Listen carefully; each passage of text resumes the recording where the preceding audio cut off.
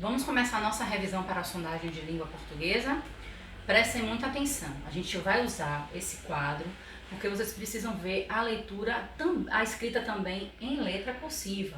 E nos vídeos eu estou usando muito as letras bastão, a letra de computador.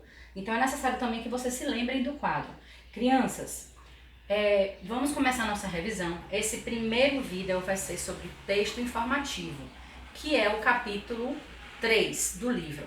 Vamos juntos? Olha lá. Texto informativo. Qual a característica dele? É informar um assunto.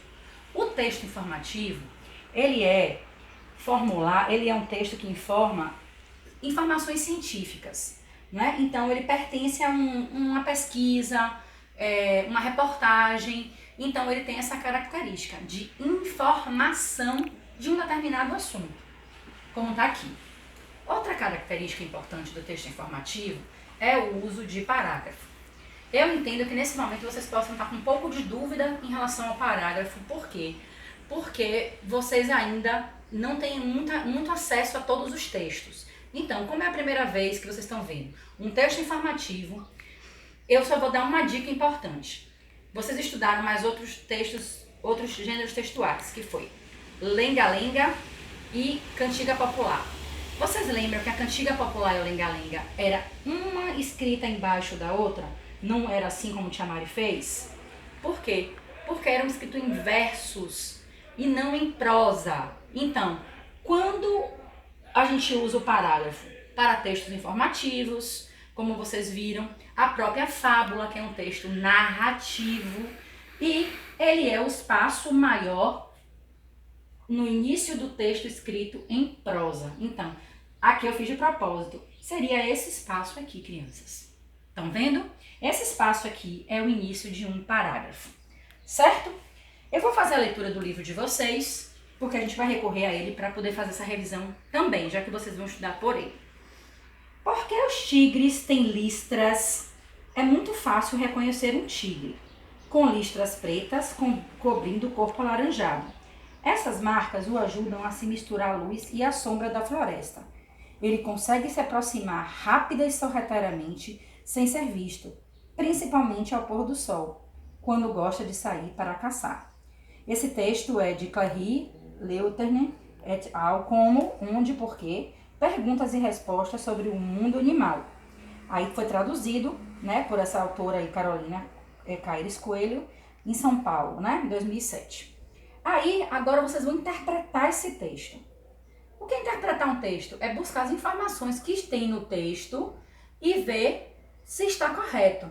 Então, aí aqui na atividade de vocês pergunta: marque com X o que é próprio dos tigres. Então, ele diz aqui, listras pretas cobrindo o corpo alaranjado. Então, vocês marcaram listras pretas e a cor laranja.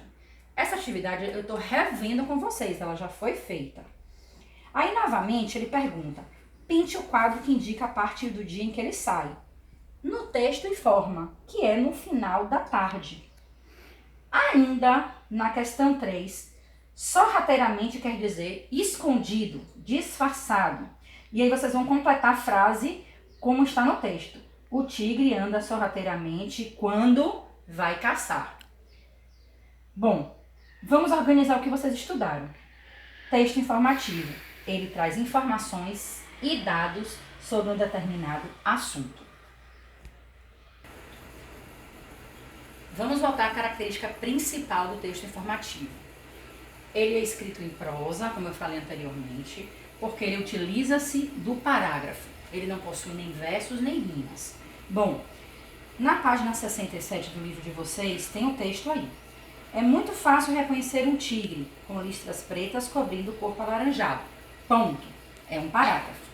Essas marcas o ajudam a se misturar à luz e à sombra da floresta. Ponto. Outro parágrafo. Ele consegue se aproximar rápida e sorrateiramente sem ser visto, principalmente ao pôr do sol, quando gosta de sair para caçar. Outro parágrafo. Então, nesse texto observamos 3 parágrafos. Bom, outra característica importante do texto informativo, como narrativo, são os sinais de pontuação.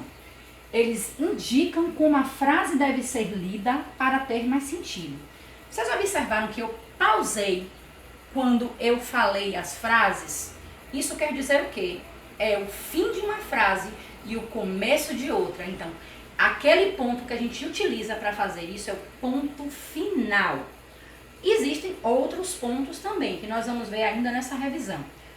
O ponto de exclamação e o ponto de interrogação. Certo, crianças? Bom, aí nessa questão 3 ainda, vocês vão ver por que os tigres têm listras.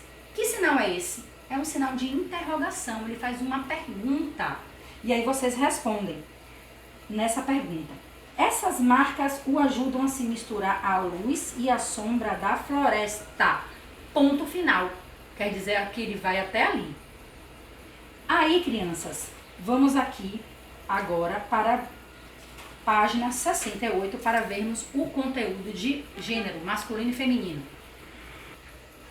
Agora vamos estudar masculino e feminino. As palavras, elas possuem gênero. Esse gênero quer dizer o O no final, que indica masculino, e feminino, a letra A. Mas não é somente essa regra.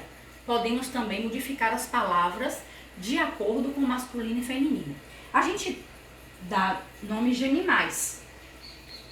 Geralmente a gente vê o porco, a porca, como exemplo do nosso livro.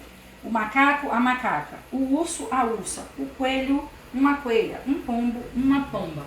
Mas nem sempre vai ser alterando o artigo O ou A no final.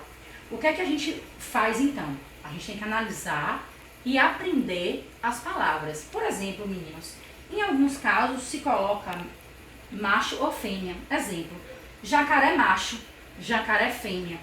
Como no exemplo do livro de vocês da página 69. Zebra macho, zebra fêmea. Girafa macho, girafa fêmea. Tatu macho, tatu fêmea. E, em algumas situações, o nome muda completamente. Por exemplo, o tigre, a tigresa. Observem, mudou o sentido da palavra. O galo, a galinha. O boi, a vaca. Um cão, uma cadela. O leão, a leoa. Um cavalo, uma égua. E outra coisa que a gente observa também é o uso do artigo. É interessante a gente colocar sempre o artigo na frente. Nesse caso, eu usei o exemplo da prima. A prima. Observem que o artigo, ele tem a mesma letra no final.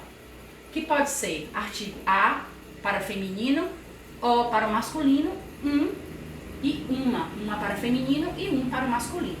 Certo? Agora, crianças, eu gostaria que vocês fizessem agora a revisão da letra R. A letra R é muito importante. Vamos para a letra R em ortografia. Vocês viram aí na atividade da página 71, palavras em jogo. Aí a gente vai ler. Eu quero que vocês observem o som da letra R. Rato, ramo, rã, rabanete, remo, carreta, ripa, pera, roda, rena. No início da fala da palavra, vocês perceberam que eu usei um pouco de mais força para falar as palavras que iniciam com a letra R? Bom, com ela no meio, a gente já faz um outro som. Mas isso a gente vai ver no segundo vídeo, com mais atenção. Eu queria que vocês prestassem atenção na letra R intrometida. Intrometida por quê? Porque ela aparece do nada na palavra e modifica totalmente o sentido de outras palavras. Eu quero que vocês vejam na página 72, ela intrometida. Pato, se a gente coloca ela no meio, fica prato, modifica o sentido da palavra. Pato é um animal, prato é um objeto, bota, nesse caso, é um calçado, e brota. E assim a gente vai. Então, se a gente coloca a letra R entre a consoante e a vogal da sílaba, ela modifica completamente as palavras e o som delas também. Por exemplo, taça, traça, tio, trio, topa, tropa. Agora, eu vou ler esse trava-língua para vocês. Um croque no coco do crocodilo acordou o grilo. Trava-língua se utiliza muito a letra R intrometida, por quê? Ele já é de propósito para travar realmente a língua. Crianças, vocês fizeram as atividades dessas páginas, vocês podem estar lendo, estar memorizando para terminar a nossa revisão. O capítulo 3 se encerra aqui e eu vou fazer agora com vocês a revisão do capítulo 4 no próximo vídeo.